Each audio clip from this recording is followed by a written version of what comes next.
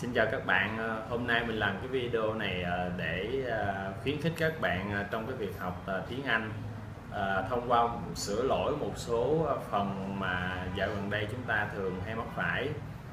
Mình hy vọng cái video này sẽ giúp ích cho các bạn nhiều trong việc học tiếng Anh, cũng như là truyền thêm động lực cho các bạn để các bạn có thể tiếp tục trên con đường học hành của mình.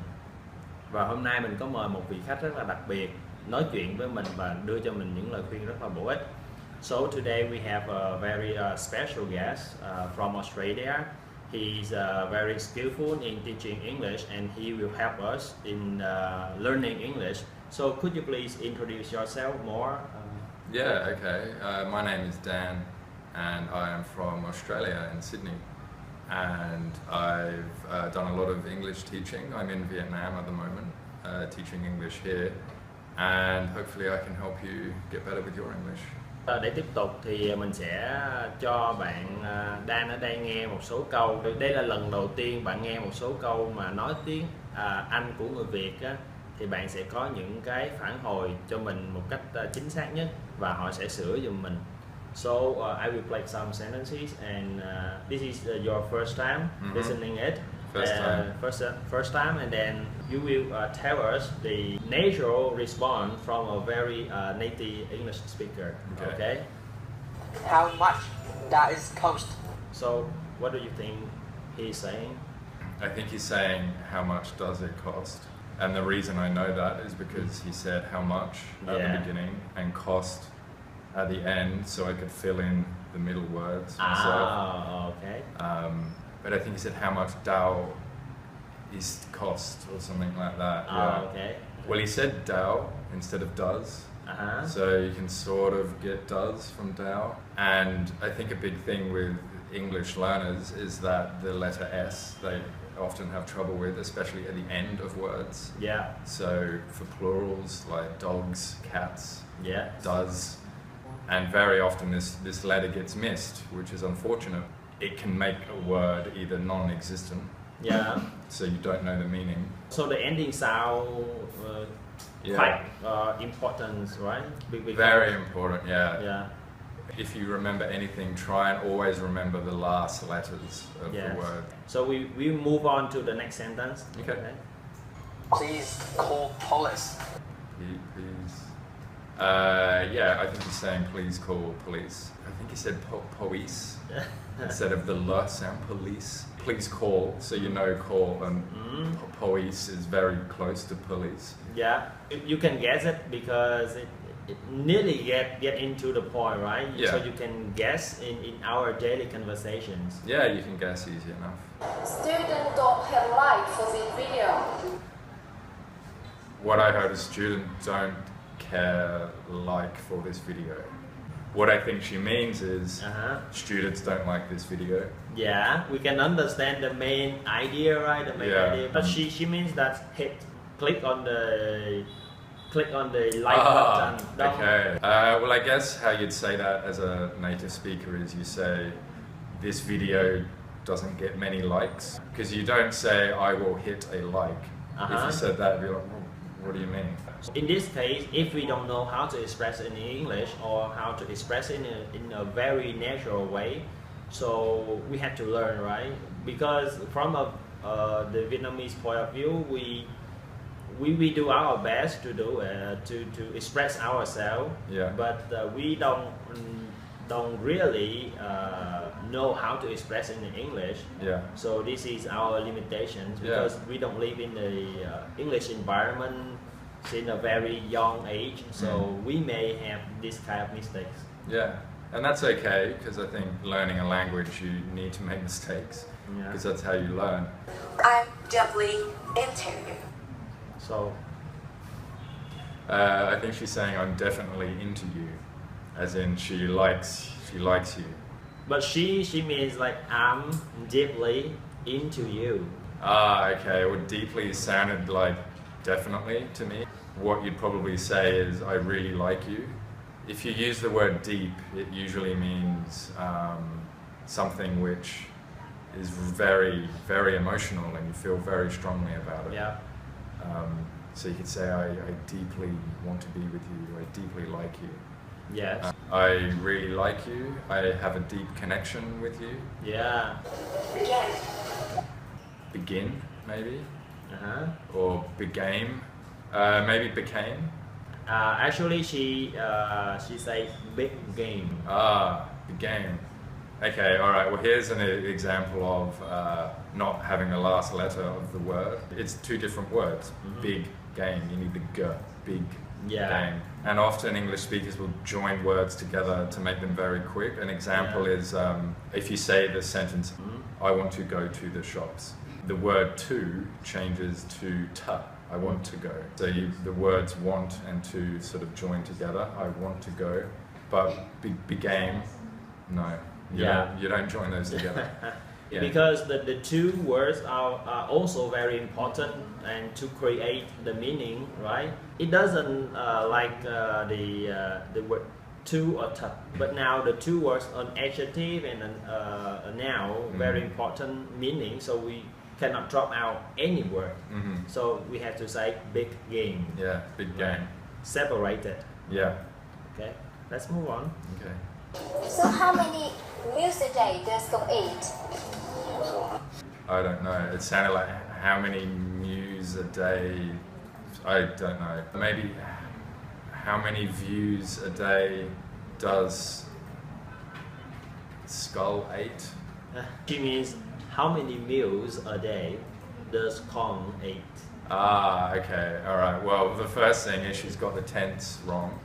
It's not ate, it's eat. So she pronounced ate, so I didn't know she was talking about eating. I think if she said eat at the end of that, I would understand. How many something Kong something eat? How many meals a day does Kong eat? I hope all your birthday dreams and wishes come true. I hope all your birthday wishes come true. Yeah, you get it.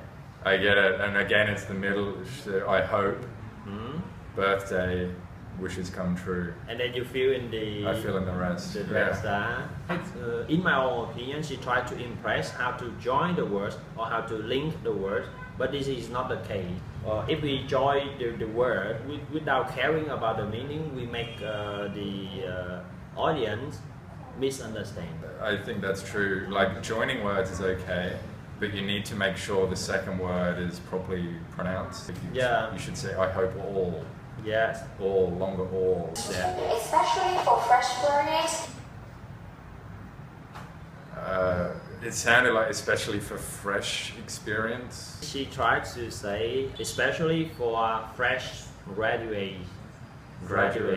We can improve this easily, right? Easily, very easy. Just like fresh graduates, and that's all. Yeah. Right, just one word.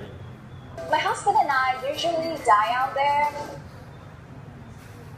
My husband and I usually die out there. But I think she means my husband and I usually dine out there. I can guess, because I assume she wouldn't be talking about her husband and her dying. Yeah. Because she's still alive. Yeah. And I think that's another thing with the last letter.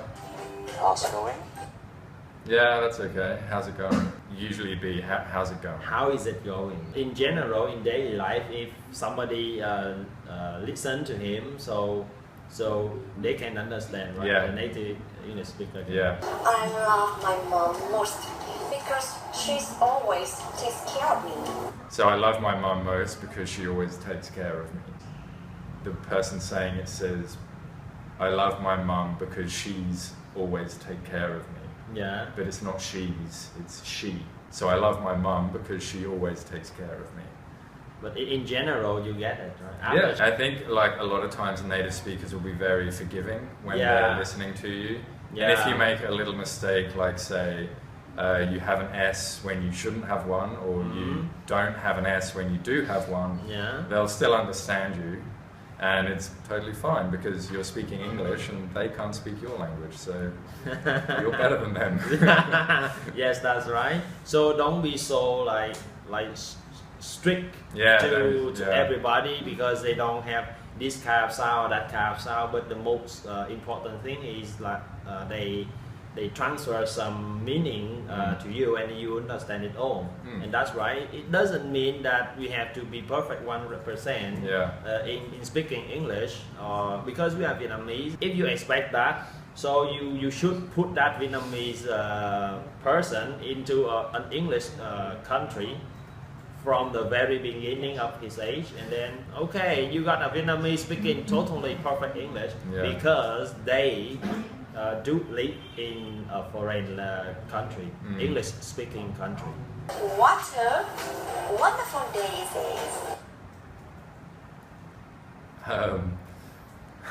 It sounds like she says water. Yeah, okay, so what a wonderful day it is. So there's a few things wrong there. She should say, what a wonderful day it is. What a wonderful day it is. Yeah. So you'd say what a, not what a.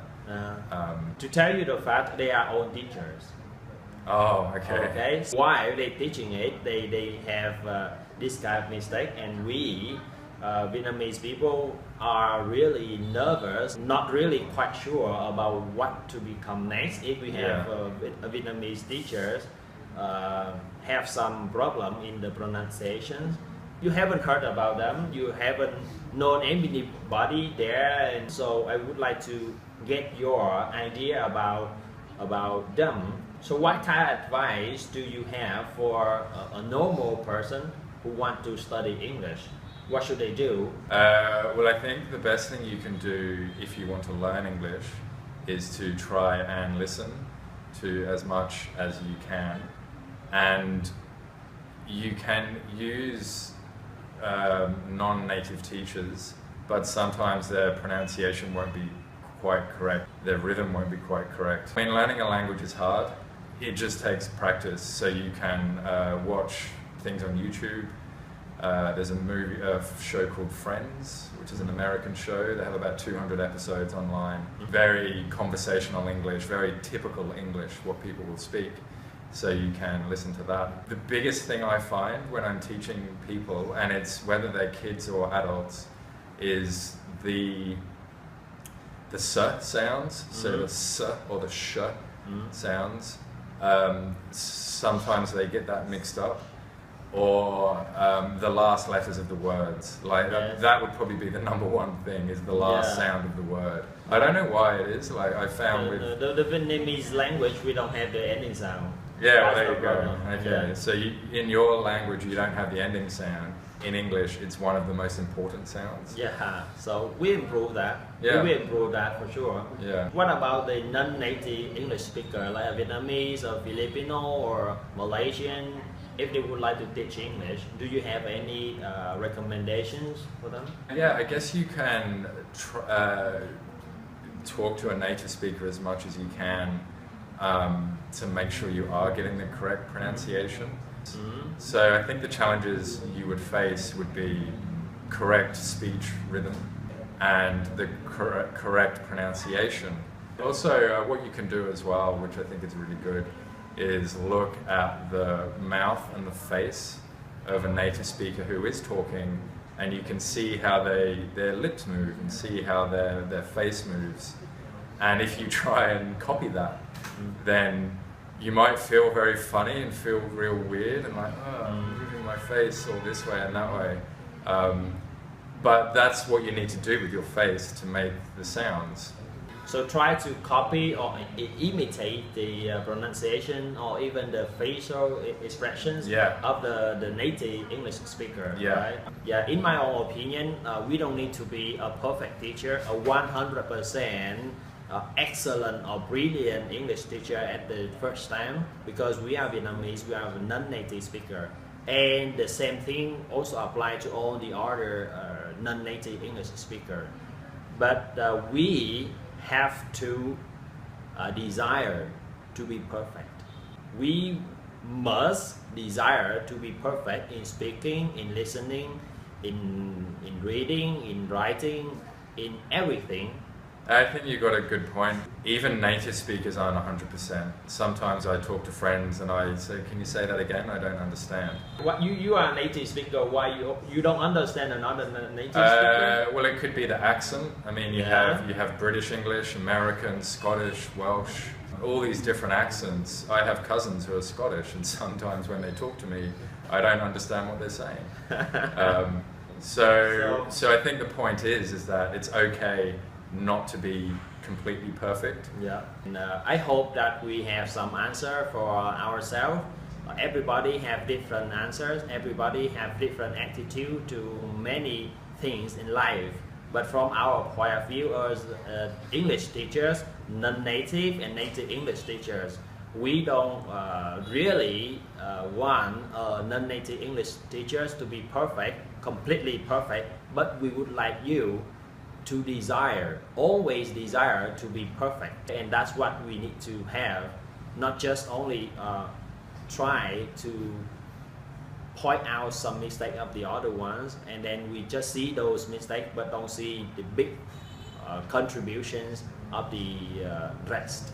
Thank you, Mr. Dan, again, and I hope that we have a very good future in our teaching career. Yeah. Okay, so goodbye everyone. Bye bye.